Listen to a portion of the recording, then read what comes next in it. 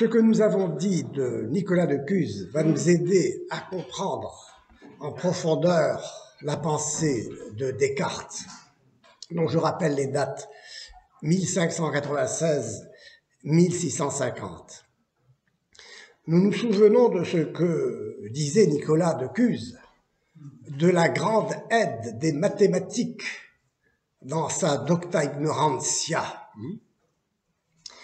Il rattache sa spéculation métaphysique, en effet, sur la vérité, nous en souvenons, entendue comme précision absolue aux mathématiques. Et il applique la méthode dite de transomption qui consiste dans le passage à la limite des figures géométriques qui sont toujours finies. Et le passage à la limite, nous verrons, c'est le passage du fini à l'infini. En ce sens, la théorie des proportions mathématiques et des différences entre les formes est assujettie à la loi du plus ou moins. Dans le monde de l'inégalité et du fini, tout est plus ou moins fini, n'est-ce pas? Appliquer à Dieu entendu comme infini dans cet héritage de la pensée scotiste, ne l'oublions pas. Appliquer à Dieu en tant qu'infini et au monde des étangs, quoique le mot étang ici, on ne justifie pas encore son apparition, comme on le verra, mais disons au monde créé, appliqué à Dieu, donc, entendu comme infini.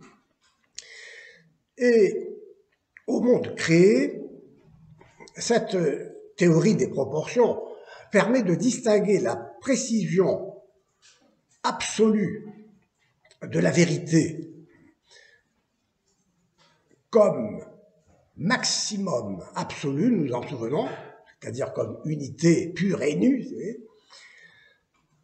Cela nous permet de distinguer donc ce maximum absolu de ce que Nicolas appelle le maximum contracté, qu'est l'univers où prévalent les proportions, c'est-à-dire le monde de l'inégalité, où l'on peut comparer les excès et les écarts entre ce qui est plus ou moins. Nicolas de Cuse donc reprend la doctrine scotiste des distinctions formelles et qui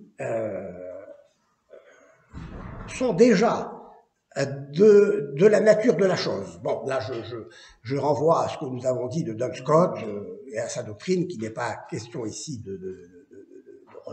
je ne fais que la rappeler. Ces distinctions qui s'unissent dans l'infini seulement.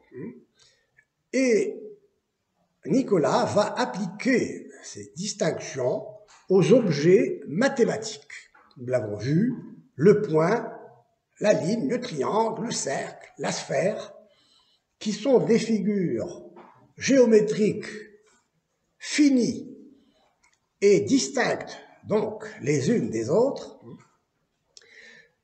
Ces figures, cependant, ne correspondent pas à des réalités dans le monde sensible. Ce sont des constructions de l'esprit, nous en souvenons, le cercle parfait n'existe pas dans la nature. Nous l'avons vu, même le disque lunaire, qui nous apparaît comme ça de loin, comme un cercle parfait, à vrai dire, n'est pas un cercle parfait, puisqu'il y a un relief sur cette lune, comme sur la Terre, n'est-ce pas, une différence, une distance entre le sommet de l'Everest, j'avais dit, et les abysses de l'océan. Donc un cercle parfait, ça n'existe pas. Un cercle parfait n'existe que tracé par le compas sur le papier. Donc, ce sont des constructions de l'esprit, de la mens, et Nicolas joue en quelque sorte avec les mots en disant de la mens, de l'esprit, qu'elle est mensurans, mesurante. L'esprit s'identifie à ce pouvoir de mesurer.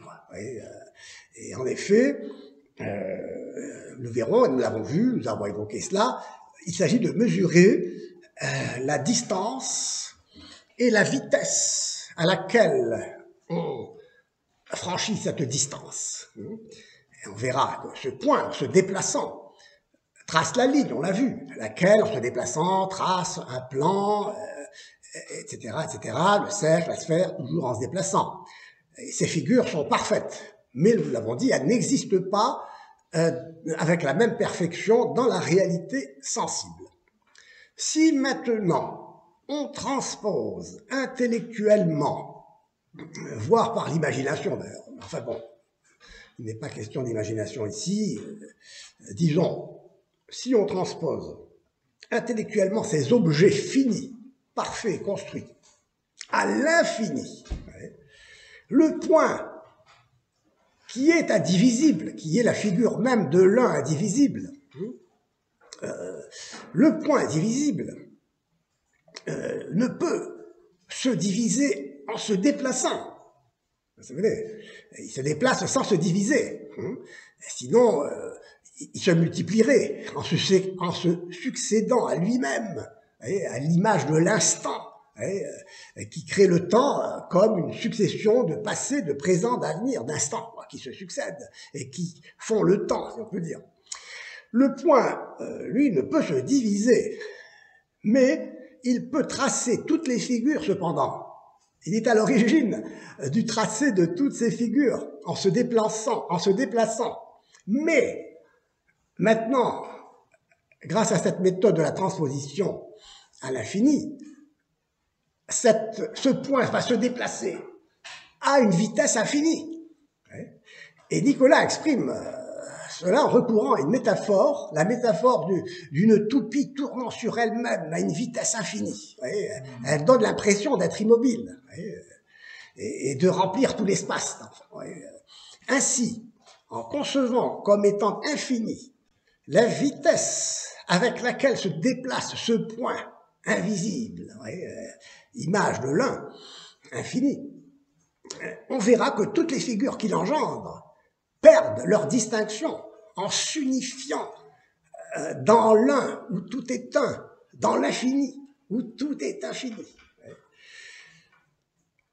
Si nous avons du mal à comprendre cela, si nous avons du mal à comprendre qu'il soit impossible que Dieu soit infini et sans partie, nous dit Pascal, que je cite, eh bien, je veux vous faire voir une chose infinie et indivisible. C'est un point se mouvant partout d'une vitesse infinie, car il est un en tout Dieu et tout entier en chaque endroit. Que cet effet de nature qui vous semblait impossible auparavant vous fasse connaître qu'il peut y en avoir d'autres que vous ne connaissez pas encore. Ne tirez pas cette conséquence de votre apprentissage, qu'il ne vous reste rien à savoir, mais qu'il vous reste infiniment à savoir. Fin de citation. Pascal rejoint ici la notion de doctignorance de Nicolas de Cus. Le mouvement infini, le point qui remplit tout, ressemble à un mouvement en repos, dit-il.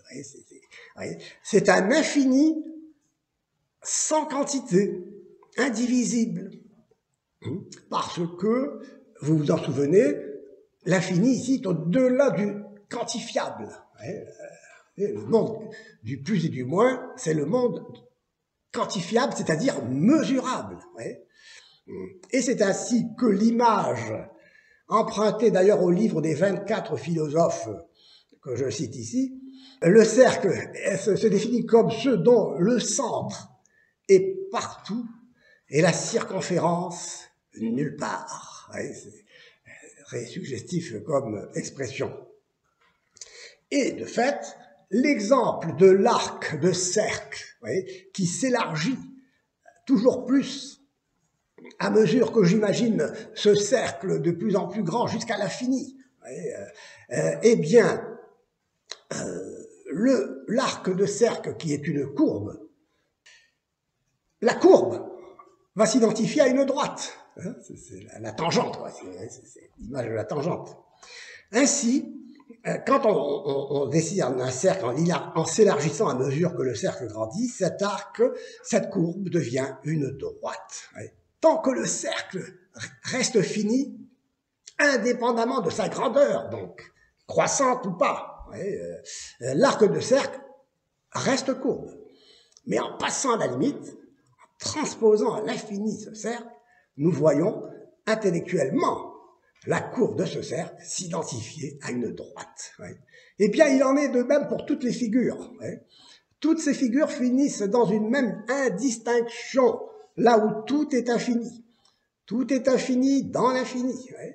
Donc les objets mathématiques, c'est-à-dire les figures géométriques ou les nombres, qui n'ont aucune réalité sensible. Attention, on l'a dit, les figures parfaites n'existent pas dans le monde sensible.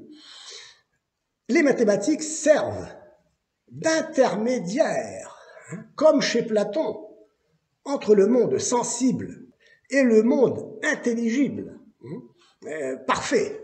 C'est le monde fini, le monde sensible imparfait, si l'on veut, et le monde intelligible parfait, pour Platon. Et nous le verrons, je dis tout cela pourquoi, en commençant l'étude de Descartes, parce que nous allons voir comment Descartes hérite de cette pensée, ce qui nous a toujours fait dire que, n'est-ce pas, Descartes n'est pas véritablement le père de la pensée moderne, selon sa réputation. Donc, pour Nicolas, à la différence cependant de Platon, et davantage peut-être en cohérence avec le néoplatonisme, les mathématiques ne nous font pas passer du monde sensible au monde intelligible, qui est lui réellement réel. Non, pour Nicolas, les mathématiques nous font passer du fini à l'infini. Donc son point de départ n'est pas le monde sensible. Son point de départ est a priori à l'image des mathématiques, dont les objets, nous l'avons vu, n'ont aucune correspondance dans la réalité sensible. Nicolas édifie de la sorte une philosophie, peut-on dire, méta-mathématique. Or, nous allons le voir, tel est le projet de Descartes, qui veut fonder métaphysiquement la physique mathématique de Galilée. Alors, l'œuvre de Galilée, en effet, a soulevé l'enthousiasme de Descartes, qui était impressionné justement par cette mathématisation de la physique. Et donc il s'émerveilla devant l'apport de cette science. N'oublions pas que Descartes est avant tout un scientifique. Il a apporté une réforme de l'algèbre, il a fondé la géométrie analytique, il a découvert les lois de la réfraction en physique, en optique. Il découvre pour son compte la circulation du sang que Harvey avait déjà découverte de son côté, donc dans le domaine de la physiologie. Donc il était mu par la recherche de la certitude scientifique, pour lui absolue, et c'est ainsi qu'il conçoit le dessein de fonder métaphysiquement la physique mathématique de Galilée. Et nous verrons comment, pour ce faire, il se rattache, à vrai dire, à de nombreuses sources augustiniennes et scolastiques, et en particulier, il faut souligner qu'il se rattache à Duns Scotus. De même, donc, comme nous le voyons, il hérite de la pensée de Nicolas de Cuse, qui ne lui est pas étrangère, et d'ailleurs qu'il cite dans son courrier à Chanu. Descartes innove en ceci, qu'il projette l'idée d'une mathésis universalis, c'est-à-dire une mathématique universelle, à savoir l'idée d'étendre à tous les domaines du savoir la méthode mathématique considérée comme parfaite, rigoureuse, progressive, et qui a montré donc son efficacité en physique avec Galilée. La certitude mathématique lui sembla pouvoir s'étendre à l'ensemble du savoir. Ouais, c'est appliqué à peut-être justement, les mathématiques sont un modèle pour le savoir précis, pour le savoir, disons, de la vérité, entendu comme justement précision absolue. Donc, ce projet, une Mathesis Universalis, aurait pour objectif de fonder une science universelle, de fonder universellement le savoir. L'univers, grâce à Galilée, nous paraît, selon le mot même de Galilée, la nature elle-même est écrite dans le langage des mathématiques. La nature, n'est-ce pas, peut être lue grâce aux mathématiques, comprise grâce aux mathématiques. Tous les phénomènes peuvent s'expliquer par le recours aux mathématiques, c'est-à-dire par les figures géométriques, par les mouvements, conformément à des lois, etc., etc. Et c'est dans le discours de la méthode, écrit en 1637, qu'il définit cette méthode, une méthode inspirée des mathématiques. Dans ce discours de la méthode, il concrétise un projet qu'il avait déjà formulé dans un premier ouvrage, Les règles pour la direction de l'esprit, qu'il a écrit en 1629, et dans lequel il avait fait l'inventaire des moyens, de nos moyens humains de connaître. Je cite, « Au lieu de cette philosophie spéculative qu'on enseigne dans les écoles, donc la philosophie scolastique, on en peut trouver une pratique par laquelle, connaissant la force et les actions du feu, de l'eau, de l'air, des astres, des cieux et de tous les autres corps qui nous environnent, aussi distinctement que nous connaissons les divers métiers de nos artisans, nous les pourrions employer en même façon à tous les usages auxquels ils sont propres, et ainsi nous rendre comme maîtres et possesseurs de la nature. » Vous connaissez évidemment ce texte. Vous voyez que ici, c'est le langage de l'action, de la production qui prend le dessus sur le langage de la contemplation. La méthode mathématique, donc, apparaît non seulement plus satisfaisante pour l'esprit, mais aussi parce qu'elle se montre applicable à tout ce qui est connaissable et rend rend applicable tout ce qui est connaissable. Pourquoi j'insiste là-dessus? Parce que ce projet cartésien met radicalement en question la pensée aristotélicienne, dominante. Alors que pour Aristote, il y a diverses sciences spécifiées, chacune d'entre elles par son objet. Pour la biologie, par exemple, l'objet de la science biologique, c'est le bios, c'est le vivant. Eh bien, pour Descartes, la science est une. Pourquoi? Parce qu'elle ne se fonde pas sur son objet, mais sur le sujet connaissant. C'est le sujet connaissant qui produit la science. C'est le sujet qui fait parler l'objet. Or, une science, comme les mathématiques, et qui se développe particulièrement au XVIIe siècle, révèle avec vigueur qu'elle conduit avec précision à la vérité en toute certitude, à la vérité comme précision absolue, justement.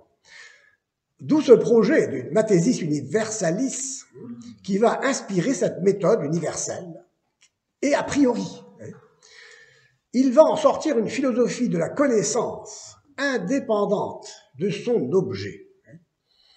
Les mathématiques justifie en effet le choix de cette méthode parce qu'elle prétend se dérouler justement indépendamment de l'expérience sensible.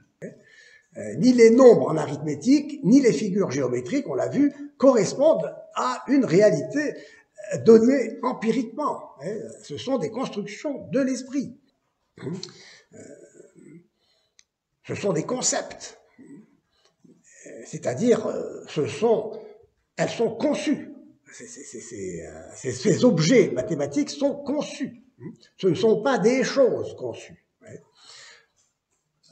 La géométrie, donc, est une discipline a priori, non empirique, qui va fonder, qui va inspirer cette méthode, puisque donc toutes les entités mathématiques ne sont pas des réalités sensibles, comme on l'a vu. Descartes veut donc poser la nécessité d'une méthode a priori et universelle, fondée sur les mathématiques, dont les objets sont conçus par le sujet, et donc sont conçus a priori.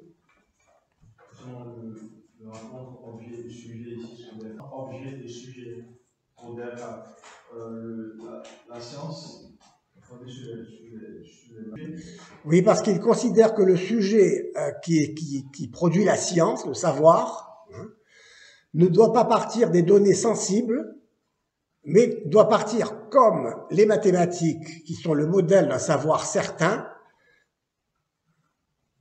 de l'esprit du sujet, parce que, en effet, les mathématiques ne partent pas du sensible. Ce sont Cette observation, elle n'est pas partagée par tout le monde.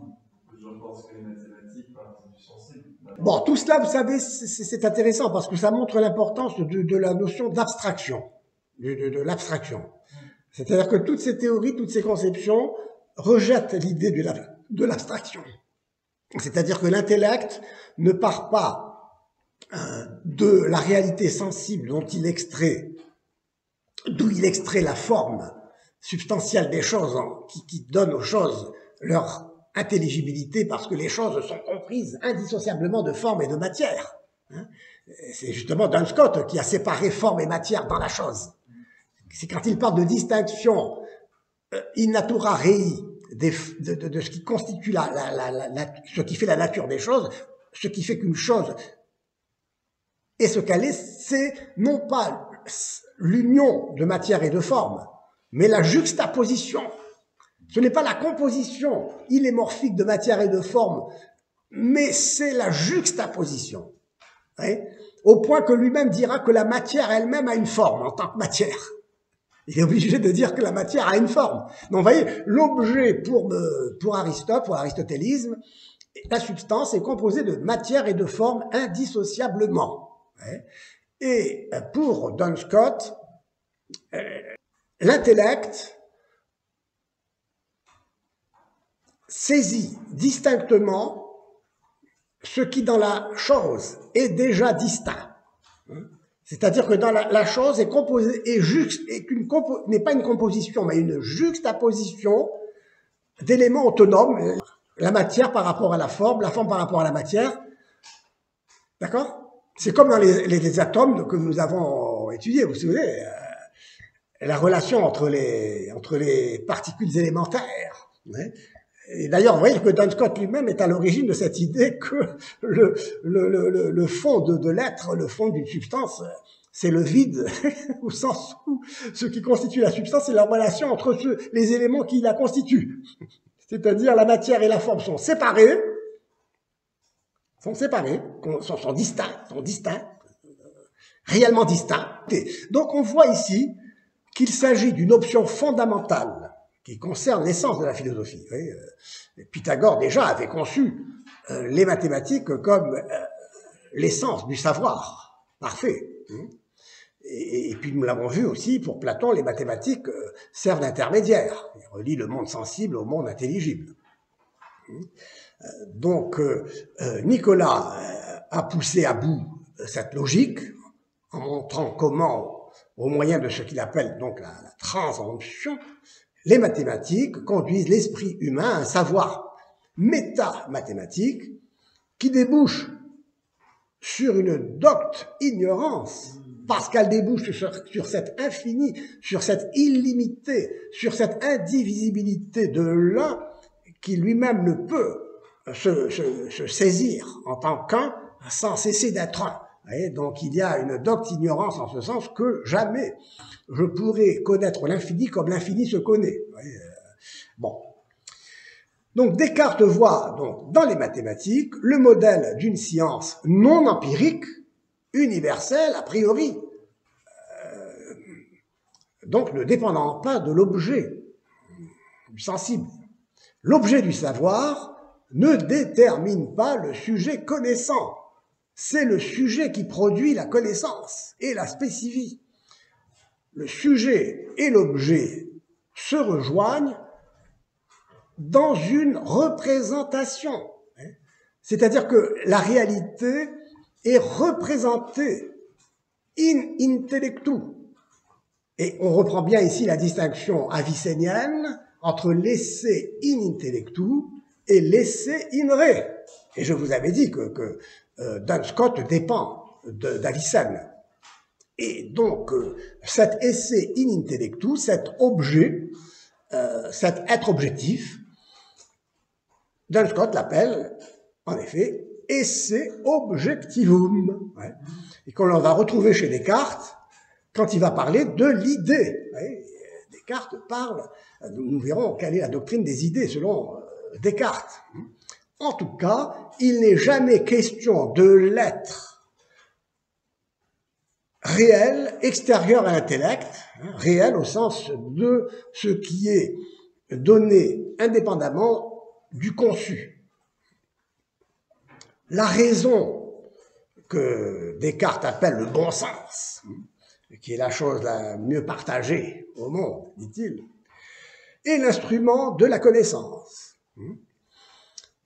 Elle est, chez Aristote, ce qui spécifie la nature humaine. L'homme est un animal raisonnable. C'est-à-dire que ici, vous avez le fait que l'homme ne se réduit pas à l'esprit pur qui se pense. Mais nous verrons que, justement, Descartes dissocie dans l'homme ce que le stagirite unit, à savoir l'âme intellective, d'un côté, et le corps machine de l'autre. Qu'est-ce que la raison pour Descartes? C'est la puissance de bien juger, de distinguer le vrai d'avec le faux. Mais qu'est-ce qui permet d'opérer cette distinction? La confusion et la diversité des opinions, nous dit Descartes, proviennent de son mauvais usage, du mauvais usage de la raison. C'est-à-dire donc d'une mauvaise méthode. Il convient donc, pour le philosophe qui cherche la vérité, de trouver la bonne méthode qui l'y conduit sûrement. Et donc, Descartes fait le constat que les méthodes en usage ne sont pas satisfaisantes. En ce sens qu'elles ne font pas progresser le savoir. Mais nous l'avons vu. L'autre jour, nous avons dit que ce n'est pas à la philosophie de faire progresser le savoir scientifique.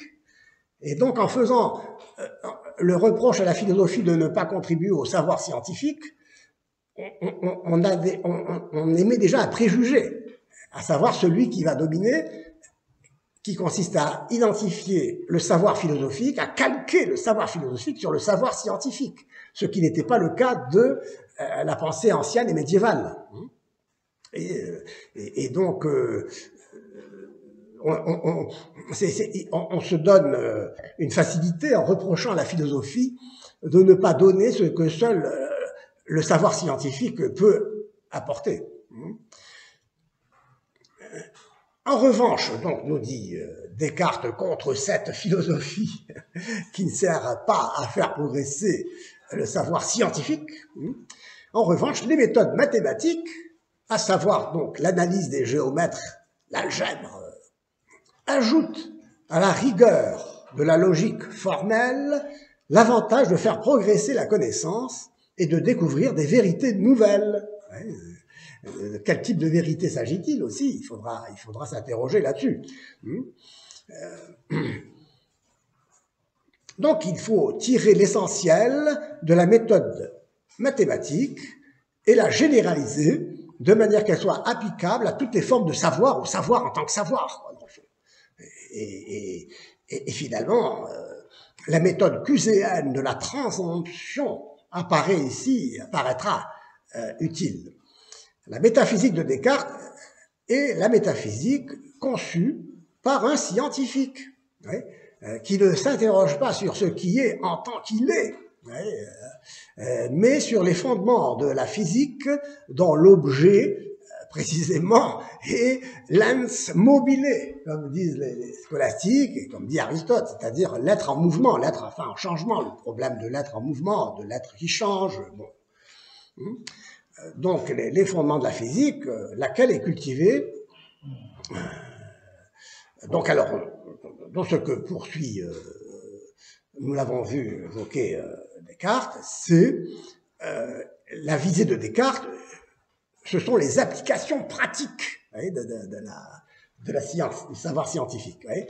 Donc ces applications pratiques, comme on le voit, ne seront pas d'ordre moral. On verra que ces applications pratiques seront d'ordre technique, visant l'utile, visant l'utile.